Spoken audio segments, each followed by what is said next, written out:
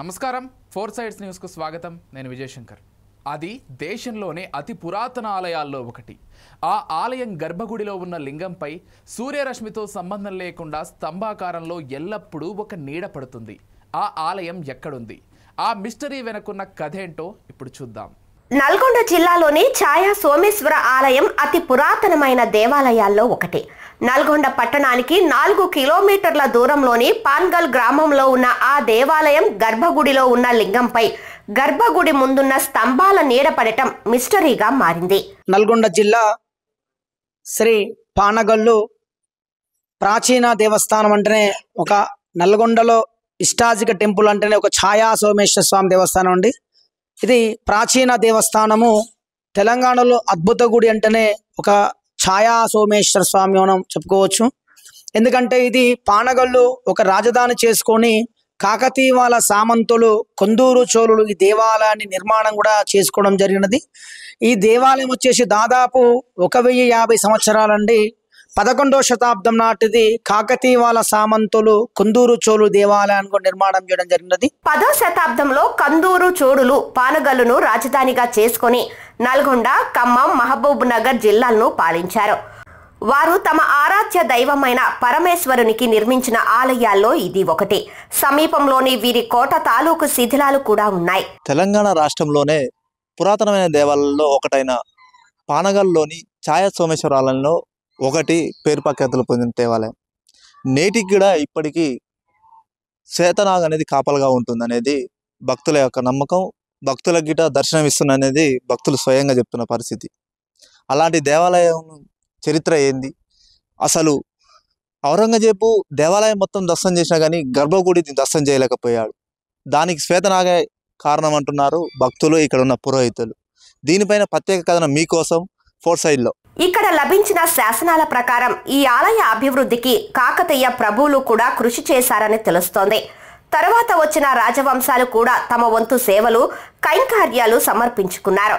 ఇదే ప్రాంతంలో పానగల్లు మ్యూజియం కూడా ఉంది. సూర్య భగవానుడి దేవాలయంలో రథసప్తమి వేడుకలు నిర్వహిస్తారు. ఊరికి దూరంగా ఉన్న పొలాల మధ్య ఎలాంటి రాజగోపురం లేకుండా చతురాస్రాకారంలో ఉండే 3 గర్భాలయాలు గల ఈ త్రికూటాలయంలోని ఒక దాంట్లో శ్రీ దత్తాత్రేయ కొలువై ఉన్నారు.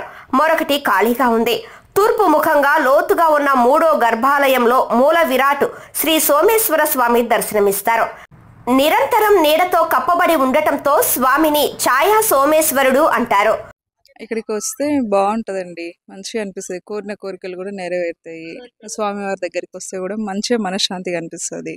మేము ప్రతి ఏడు వస్తూనే ఉంటాము, ప్రతి సంవత్సరం వస్తాం. కుదిరినప్పుడల్లా వీలు చూసుకొని వస్తూనే ఉంటాం. బాగుంటుంది, చూడదగ్గ ప్రదేశము. మళ్ళీ అదే కూడా ఇది పురాతనమైన గుడి. ఇది ఛాయా సోమేశ్వర ఆలయం. అంటే ఇక్కడ స్పెషల్ ఏంటిదంటే ధ్వజస్తంభం ఎక్కడుందో తెలీదు, కానీ గుళ్ళో గర్భలింగం మీద మాత్రము ధ్వజస్తంభం నీడ పడుతుంది. ఇక్కడ స్పెషల్ అది అనమాట. అందుకనే చాలా మంది వస్తారు, బాగుంటుంది. తెలిసిన వాళ్ళు చెప్తే వచ్చాం ఫస్ట్ టైం.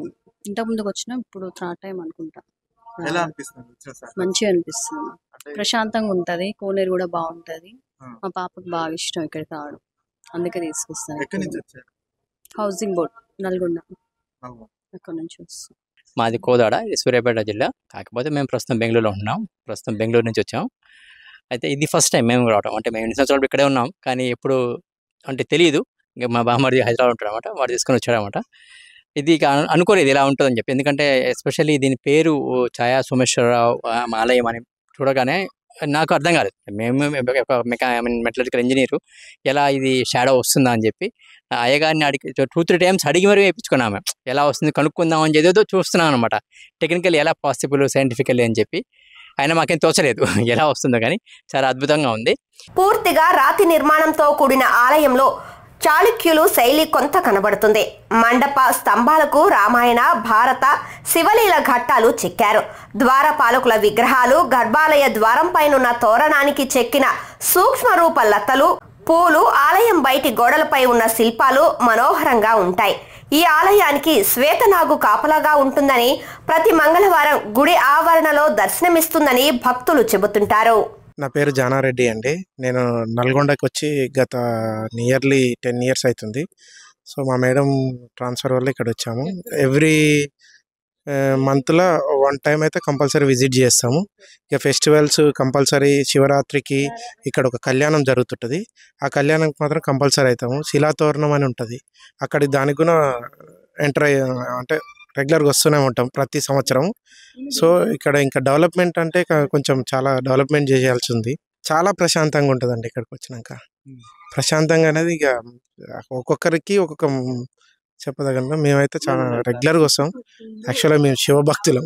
సో కంపల్సరీ మంచిగా ఉంటుందని నమ్మకంతోనే వస్తుంటారు. జనాలు కూడా చాలా మంది వస్తారు.